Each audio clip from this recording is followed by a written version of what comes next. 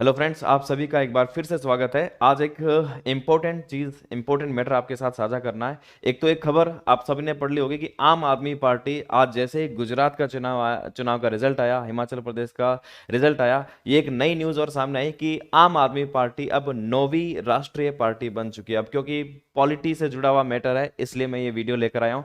Important इसमें हम ये जानेंगे कि राष्ट्रीय पार्टी का दर्जा मिलता कैसे है। अब आम आदमी पार्टी भी 9वीं राष्ट्रीय पार्टी दर्जा, इनको 9वीं राष्ट्रीय पार्टी बन चुकी है। इसका मतलब 8 राष्ट्रीय पार्टी ऑलरेडी थी, ये 9वीं बन चुकी है। आरएस मेंस में इस तरह का सवाल पूछा जा चुका है कि ये राष्ट्रीय पार्टी को दर्जे मिलने के लिए क्या क्या शर्तें हैं।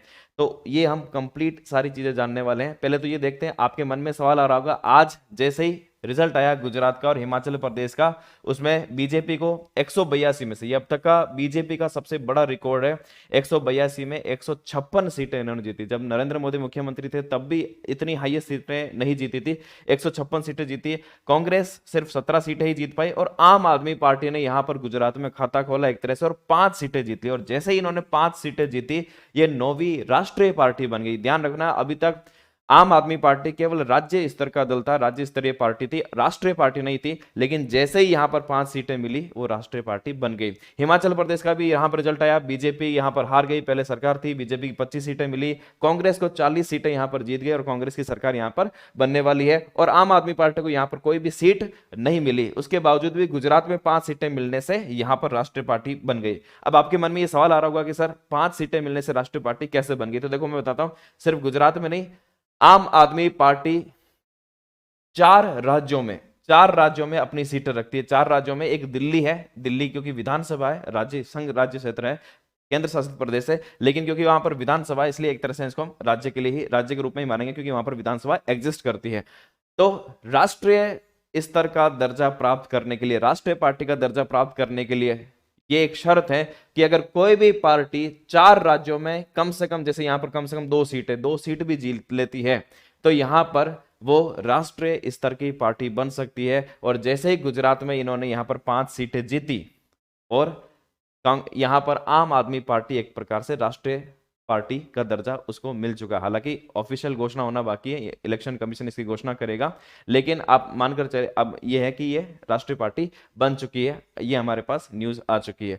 अब हम यहाँ पर कुछ खास बातें जान लेते हैं। ये तो हो गई आज की न्यूज। अब हम यहाँ पर कुछ खास बातें, इंपॉर्टेंट बातें हमारे एग्जाम से रिलेटेड जान लेते हैं, जो आरएस मुख्य परीक्षा जैसे एग्जाम में भी खास तौर पर पूछा जा सकता है और बाकी वैसे भी आपको नॉलेज होनी चाहिए, अदर एग्जाम में भी पूछा जाता है। क्या क्या जानेंगे इस वीडियो में? राष्ट्रीय दलों के रूप में मान्यता के लिए शर्तें क्या है यहां पर, इसके अलावा राज्य स्तरीय दल के लिए क्या क्या शर्तें हैं, वर्तमान में राष्ट्रीय दल कौन कौन से हैं, अगर कोई राष्ट्रीय दल बन जाता है, जैसे अब ये राष्ट्रीय पार्टी बन गई है, तो इसको फायदे क्या क्या मिलेंगे, आम आदमी पार्टी को खास फायदे क्या मिलेंगे, राज्य स्तरीय दल तो पहले से ही था, अब राष्ट्रीय पार्टी बनने से क्या फायदा मिलेगा, उसके बारे में हम बात करते हैं। तो देखो, सबसे पहले ये सवाल आरएस मेंस में पूछा जा चुका है और आरएस मेंस में जब ये सवाल आया तो बस ये 3 लाइनें लिखनी थी और यहां पर पूरे 5 नंबर मिल सकते हैं। इस तरह से चीजें, किसी भी पार्टी को राष्ट्रीय पार्टी का दर्जा प्राप्त करने के लिए शर्तें क्या हैं? पहले तो आप शर्तें को, 3 शर्तें यहां देख लीजिए। यदि वह लोकसभा के चुनाव और राज्य की विधानसभा के चुनाव, दोनों चुनाव है, यदि वह लोकसभा अथवा विधानसभा के आम चुनाव में, जो चुनाव होते हैं उसमें 4 अथवा अधिक राज्यों में, देखो क्योंकि राष्ट्रीय पार्टी की बात हो रही है तो कम से कम 4 स्टेट में तो ऐसा होना ही चाहिए, 4 अथवा अधिक राज्यों में वेद मतों का, जितने भी टोटल वेद मत पड़े उसका 6% मत प्राप्त करता है। अभी 6% मत प्राप्त करता है, इसके साथ वह किसी राज्य या फिर राज्यों से लोकसभा की 4 सीट प्राप्त करता है। कम से कम 4 राज्यों में उसको 6 सीटें मिलनी चाहिए, 6% वोट मिलने चाहिए और साथ ही लोकसभा की 4 सीटें भी जीतनी चाहिए। क्या ये शर्त आम आदमी पार्टी ने पूरी की? नहीं, आम आदमी पार्टी का भी लोकसभा में एक भी सांसद नहीं, पहले एक सांसद थे, है ना, भगवंत मान, वो पंजाब के मुख्यमंत्री बन चुके, तो अभी तो एक भी सीट नहीं है, तो ये वाली शर्त पूरी नहीं हुई है, ठीक है ना। तो ये शर्त क्या, लोकसभा के या फिर विधानसभा के आम चुनाव में कम से कम 4 राज्यों में, जब लोकसभा चुनाव हो रहा है तो भी 4 राज्यों में, विधानसभा चुनाव हो तो भी 4 राज्यों में 6% वोट मिलने चाहिए और इसके साथ ही लोकसभा की 4 सीटें भी मिलनी चाहिए। क्लियर? दूसरा, यदि लोकसभा में 2% स्थान, टोटल सीट है 543, उसका 2% स्थान का मतलब 11 सीटें जीता है तथा ये सदस्य 11 लोग जो है 3 विभिन्न राज्यों से आना चाहिए। या तो ये कंडीशन या फिर ये कंडीशन, या फिर तीसरी कंडीशन और है, यदि कोई भी दल, कोई भी पार्टी कम से कम 4 राज्यों में राज्य स्तरीय दल भी बन जाता है तो भी मान्यता प्राप्त कर लेता है। ये शर्त भी आम आदमी पार्टी ने पूरी नहीं की। आम आदमी की जो शर्त थी वो ये वाली इन्होंने पूरी की थी कि इन्होंने 4 राज्यों में राज्य स्तरीय दल बन चुके हैं। अब आप कहेंगे सर राज्य स्तरीय दल बनने के लिए क्या चाहिए, वो भी देख लेते हैं। अभी हमने बताया देखो 4 राज्यों में इन्होंने इस तरह से सीटें जीत चुके हैं, तो 4 राज्यों में ये बन गए। अब हम देख रहे हैं राज्य स्तरीय दल की मान्यता के लिए शर्त क्या है, दोनों याद रखना। सारे में इसमें राष्ट्रीय स्तर के दल, क्योंकि टॉपिक है यहाँ पर एक राजनीतिक दल नाम से टॉपिक है, तो क्योंकि उस टॉपिक है तो टॉपिक से ये सवाल इस तरह का मेंस में भी पूछा जा सकता है। राज्य इस तरह दलों की मान्यता के लिए शर्तें क्या है वो देख लेते हैं। यदि उस दल ने राज्य की विधानसभा के आम चुनाव में कुल वेद मतों का 6% मत प्राप्त किया हो तथा इसके अतिरिक्त उसने संबंधित राज्य में 2 स्थान भी प्राप्त किए, तो 6% तो वोट मिले हो। अगर किसी भी राज्य में उसको 6% वोट मिल जाए, जैसे अभी गुजरात में उनको 12% वोट मिले, आम आदमी पार्टी को 12% वोट मिल गए, गोवा में दो सीटें जीती थी और साथ में 6% वोट में मिले, तो अगर 6% वोट मिल जाता है और इसके साथ ही उसको 2 सीटें भी मिल जाती है तो ये राज्य स्तरीय दल बन जाएगा। इसके अलावा ये अथवा में है, या तो ये शर्त पूरी कर ले या फिर ये शर्त। दूसरी शर्त क्या है, यदि वह राज्य की लोकसभा के लिए आम चुनाव में, यहां पर किसकी बात हो रही है, लोकसभा की, यहां पर बात हुई थी राज्य की विधानसभा की, लोकसभा के लिए हुए आम चुनाव में उस राज्य से कुल वेद मतों का 6% मत प्राप्त करता है, उस राज्य में 6% वोट मिल गए लोकसभा चुनाव में, तथा इसके साथ ही उसने संबंधित राज्य में 1 सीट भी जीत ली हो। यहाँ कितनी सीट है, 6% वोट और 2 सीट, या फिर लोकसभा में 6% वोट या फिर 1 सीट। इसके अलावा यदि उस दल ने राज्य की विधानसभा के कुल स्थानों का 3% या 3 सीटें, जो भी अधिक हो वो प्राप्त की हो, तीसरी शर्त। अब देखो 3% या 3 सीटों का मतलब क्या है, जैसे राजस्थान की बात करें, राजस्थान में 200 सीटें हैं। अब किसी पार्टी को, मान लो कि आम आदमी पार्टी चुनाव लड़ती है, यहां पर उसको 6 सीटें मिल जाती है। 6 सीट का मतलब क्या है, 3%, इसका 3% हो गया 6 सीट। तो यहाँ पर 3% मिल जाता है तो वो राज्य स्तरीय दल, अगर राज्य स्तरीय दल बन जाएगा। अगर उसको 6 सीट नहीं मिलती, इसको अगर 5 सीट ही मिलती है तो यहाँ पर कुल स्थानों का 3% या 3 सीटें जो भी अधिक हो। अब देखो यहाँ पर इसका 3% अगर हम निकालेंगे तो 6 सीट आएगा, अगर इसको 5 सीट मिलती है तो ये राज्य स्तर का दल नहीं मिलेगा, क्योंकि 3% नहीं मिल रहा है। अब ये 3 सीटें किस में काम आती है, मान लो कुछ छोटे स्टेट हो, जैसे यहाँ पर 60 सीटें ही होती है, अरुणाचल प्रदेश, मणिपुर, वहां पर अगर 60 सीटें हैं तो इसका अगर हम 3% निकालेंगे तो ये बहुत कम आएगा, ये 1.5 सीट या 2 सीट के बराबर ही आता है। लेकिन यहाँ पर कम से कम 3 सीट तो मिलनी चाहिए, इसलिए दोनों कंडीशन रखी हुई है, या तो 3% सीट या 3 सीट, जो भी ज्यादा हो। यहाँ पर 3% ज्यादा नहीं हो रहा, 3 सीट ज्यादा हो रहा है, इसलिए यहाँ पर 3 सीट को माना जाएगा। यहां पर 3 सीटें ज्यादा नहीं हो रही, यहाँ 3% ज्यादा हो रहा है, इसलिए 6 सीट को यहां पर माना जाएगा। ये कंडीशन क्लियर हो गई। नेक्स्ट देखते हैं, यदि प्रत्येक 25 सीटों में से उस दल ने लोकसभा की कम से कम 1 सीट जीती हो या उसी अनुपात में आगे उसने जीता हो, 25 सीट, यानी कि यहां पर मान लेते हैं जैसे राजस्थान में लोकसभा की 25 सीटें ये है, तो 25 में से अगर वो 1 सीट भी जीत जाता है तो भी वो राज्य स्तरीय दल बन जाएगा। अब मान लो कि यूपी में 80 सीटें हैं, तो कम से कम वहां पर 3 सीटें उसको जीतनी पड़ेगी, 25 या 75, क्योंकि 80 सीटें हैं तो 3 सीटें जीतनी पड़ेगी, तभी जाकर वो राज्य स्तर का दल बनता है। अच्छे से देख लेना, क्योंकि इस तरह के सवाल पूछे जाते हैं। और यहाँ पर लास्ट, यहाँ पर एक शर्त और बाद में जोड़ी थी 2011 में, पहले ये शर्त नहीं थी। यदि वह राज्य के लोकसभा के लिए आम चुनाव में अथवा विधानसभा आम चुनाव में कुल वेद मतों का 8% वोट भी प्राप्त कर लेता है, वहां पर कितने थे, 6% वोट के साथ सीट भी थी, विधानसभा में 2 सीट, लोकसभा में 1 सीट, लेकिन यहाँ पर सीटों का कोई नहीं है, आपने वोट परसेंट भी जीत लिया, 8% वोट भी लेकर आगे, भले आपने एक भी सीट नहीं जीती हो तो भी राज्य स्तर का दल बन सकता है। और इस तरह से देखो आम आदमी पार्टी ने तो आराम से ये शर्तें आराम से हर राज्य में पूरी कर ली है।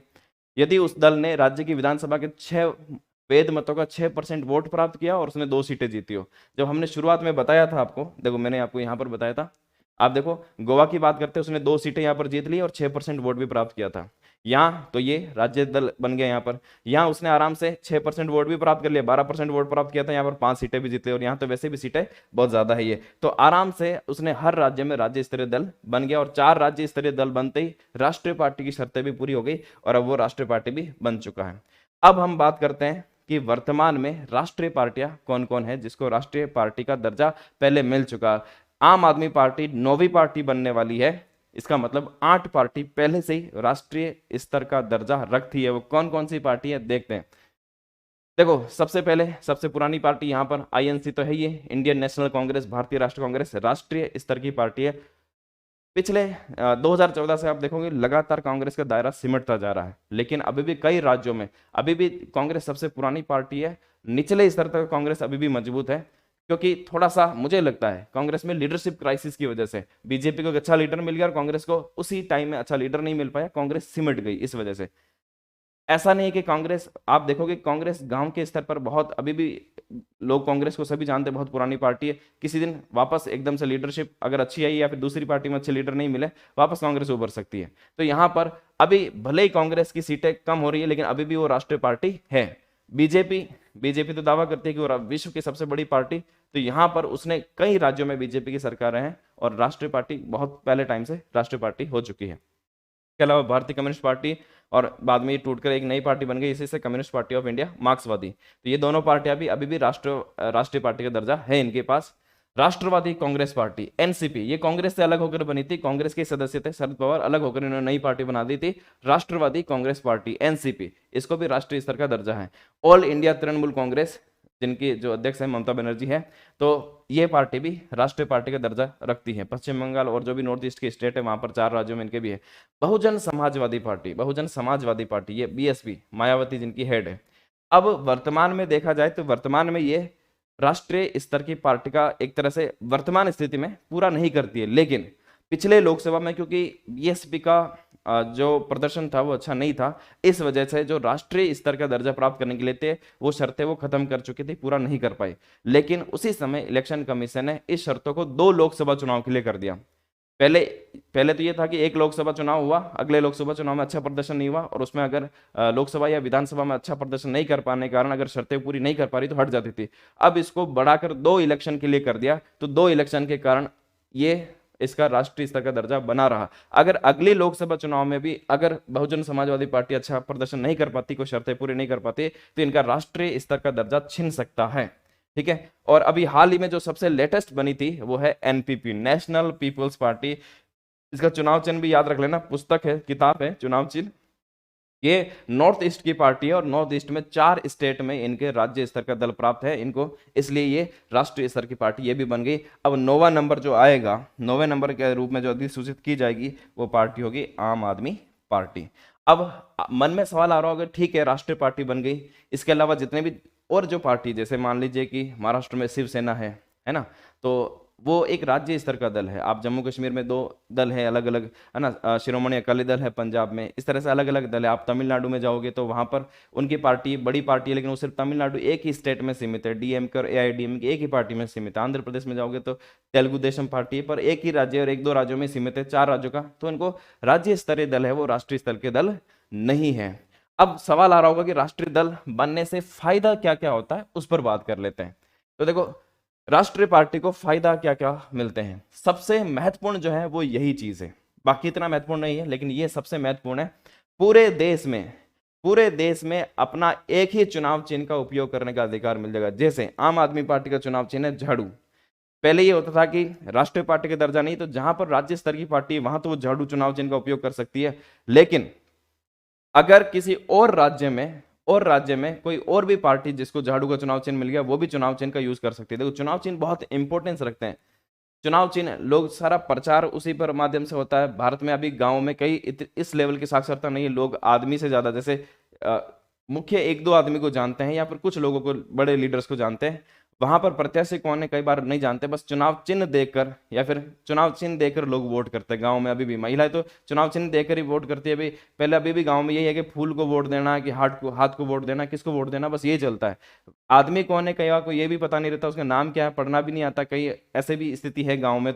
तो चुनाव चिन्ह बहुत इंपॉर्टेंस रखता है। तो पूरे देश में एक ही चुनाव चिन्ह उपयोग करने का अधिकार मिल जाता है, जिनको राज्य स्तरीय दल है कई राज्यों में उनको नहीं मिलता। जैसे बीएसपी पर ये सारी शर्तें पूरे में नहीं लागू हो रही, कई जगह नहीं यूज कर पाते हैं, ठीक है ना। इसके अलावा 40 स्टार प्रचारक रखने की अनुमति होती है। अब ये शब्द भी आपने सुना होगा, स्टार प्रचारक, है ना। कुछ लोग जैसे नरेंद्र मोदी जहां पर भी जाते हैं वो स्टार प्रचारक के रूप में जाते हैं। स्टार प्रचारक का मतलब, स्टार का मतलब यानी कोई बॉलीवुड सेलिब्रिटी आएगा, कोई भी जो पार्टी में बहुत बड़ा चेहरा है, उसको स्टार प्रचारक के रूप में उतारा जाता है। ये घोषणा चुनाव आयोग के सामने करनी पड़ती भी, ये हमारे स्टार, पूरी लिस्ट देनी पड़ती कि ये हमारे स्टार प्रचारक हैं। जो राष्ट्रीय पार्टी होता है उसको 40 स्टार प्रचारक उतार सकते हैं। अब स्टार प्रचारक से होता क्या है, ये लिखा मैंने, स्टार प्रचारक का चुनावी खर्चा उम्मीदवार के खर्चे में नहीं जोड़ा जाता है। अब चुनावी खर्चा भी लिमिटेड है, किसी भी उम्मीदवार को भी आपका इतना ही खर्चा कर सकते हैं, उससे ज्यादा खर्चा है। अब जब स्टार प्रचारक आता है तो स्टार प्रचारक का जितना भी खर्चा हो रहा है इस चुनाव जो इस उम्मीदवार के खर्चे में नहीं जोड़ा जाता है, तो ये अपना आप में एक बहुत बड़ा फायदा।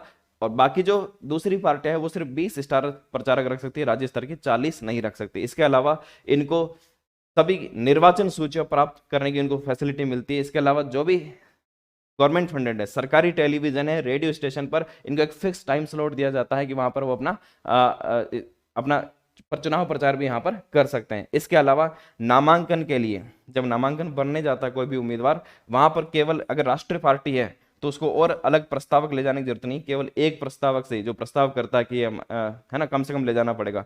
बाकी के लिए 10 प्रस्तावक कम से कम ले जाने पड़ते हैं। इनको सिर्फ एक प्रस्तावक ले जाने पर ही यहाँ पर उनका नामांकन भर दिया जाता है। तो ये जो सबसे महत्वपूर्ण इसका फायदा है कि वो पूरे देश में एक ही चुनाव चिन्ह का प्रयोग कर सकती है, राष्ट्रीय पार्टी को ये फायदा होता है।